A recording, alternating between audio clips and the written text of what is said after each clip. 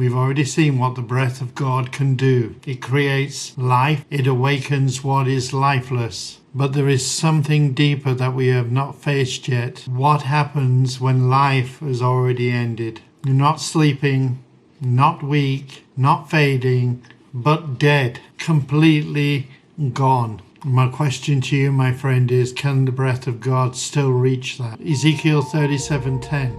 So I prophesied, and he commanded me, and breath came into them, and they lived and stood upon their feet, an exceedingly great army. This is not creation anymore.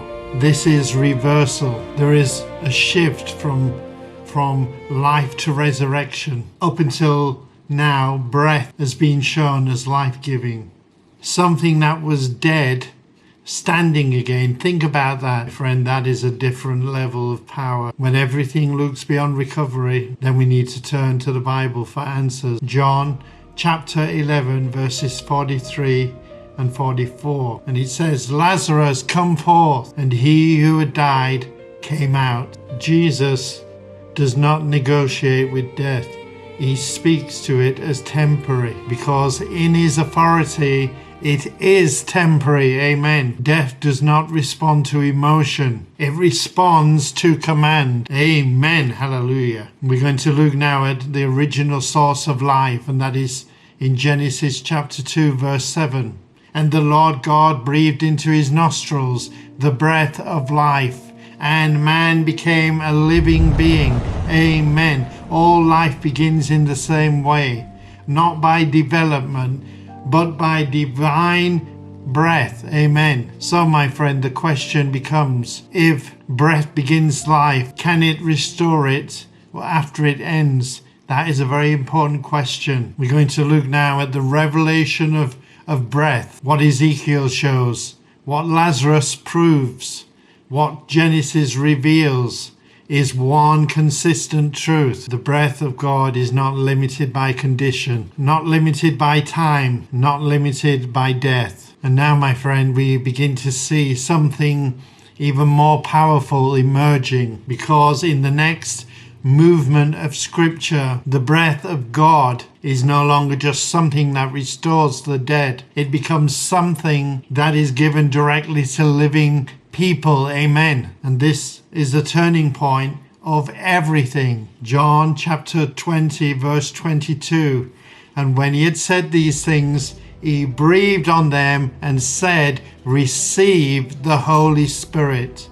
This is the turning point of everything. So if breath can reverse death, if breath can call the dead out of a tomb, if breath can turn endings into beginnings, then nothing in your life is final, my friend. Did you hear that? Nothing in your life is final. If the breath of God can do all of that, there is nothing in your life that is final. Not your past, not your failures, not your silence, not what you thought was over. Pay attention to this. Listen very carefully, because the breath that raises the dead is not only power that restores, it is presence that remains. Because, my friend, in the final part of this series, which is part 8, we go beyond resurrection into indwelling life. What happens when the breath of God just doesn't bring you out of the grave, but comes to live on the inside of you? Be excited. Come with an expectant heart and watch part 8. You must not miss that part 8. It is vital to all of it. The series is covered from Genesis to Revelation, and it's a very powerful series. And I want you to, if you haven't already, watch the entire series. So if you're new here, go back to part 1. And if you're not new here, then make sure you tune in to part 8. My name is Gareth. This is CloudChurch TV. I want to thank you for spending time with us in God's Word and in Christian fellowship with me. And I'll see you on the next CloudChurch TV video. Have a fantastic day. God bless you. Bye for now. Bye-bye. When the trumpet sounds and the skies break wide, the dead in Christ will rise to life. We will